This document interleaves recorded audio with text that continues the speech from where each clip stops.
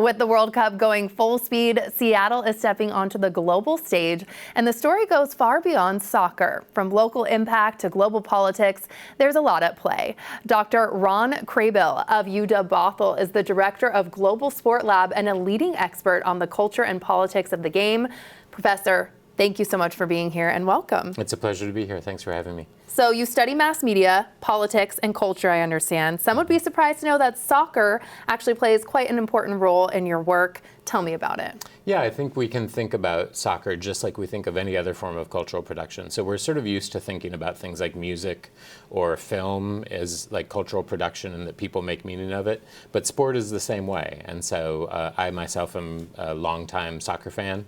And so I didn't initially intend to focus on soccer in my academic work. It sort of happened, I won't say accidentally, but a little through happenstance because my work was in South Africa. And then when South Africa hosted the World Cup in 2010, I couldn't miss the opportunity to be there. And so I took a group of students, UW students, on a study abroad, and we actually created short videos on the impact of the Cup being hosted in South Africa on local communities that were aired on Cape Town Community Television. So that was sort of the start of the whole thing. And I think what you can do is just think about soccer as like another form of cultural production where people care about it, make meaning out of it, sort of form identity around it, and express themselves sort of culturally, politically through the sport, wearing the jerseys, their fandom, all of that sort of thing. Makes perfect sense. So your second World Cup here now in Seattle, or second men's World Cup and fourth or fifth total. I've been to 3 women's World Cups as well. Wow, incredible. And as we've seen with Iran and Egypt coming to play, the World Cup is political. That's a given. So is this healthy for us, though, as a nation and world, would you say? I think I would sort of answer that as it's like any other political issue. So it's by nature political. So the question is, what kind of politics will we create out of it? Will it be healthy politics or unhealthy politics? So I think Iran coming is a super interesting example of that, right? It's totally unprecedented for 2 countries at war where one country is actually going to go to another country in the middle of the conflict for a mega event. There have been certainly examples where warring nations have gone to a third neutral site for something like the Olympics, but this is the first time, as far as I'm aware, that there's been a situation like this. And so the question becomes, what do we do with that politics? How do we think about it? Does it become an opportunity for us to sort of interrogate how do we understand what's happening? And is it an opportunity for people-to-people diplomacy, for a chance to sort of connect with folks beyond the rhetoric of the 2 governments?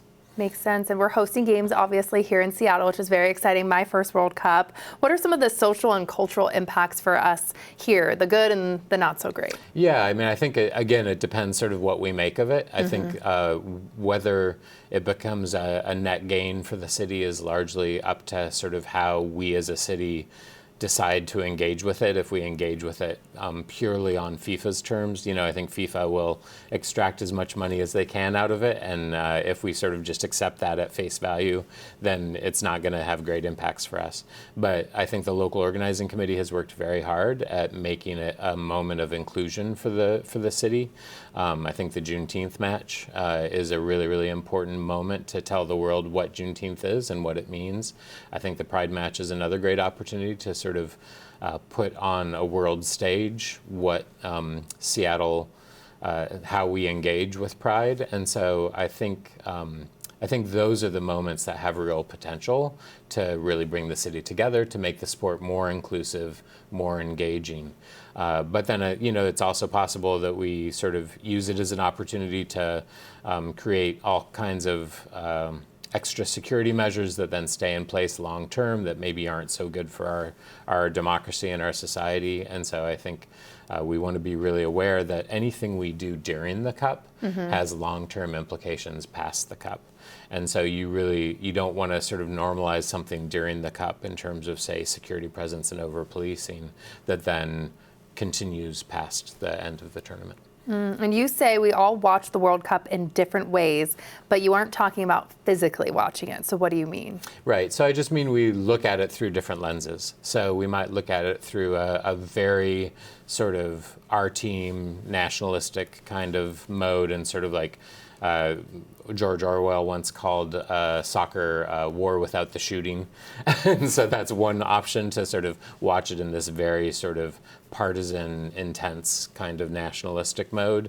It's also possible to see it as a unifying factor, as something that brings people together, that, as we welcome people from all around the world into our city, do we make them feel welcome? Do we connect with them? Do we hear their stories? Do we learn about them?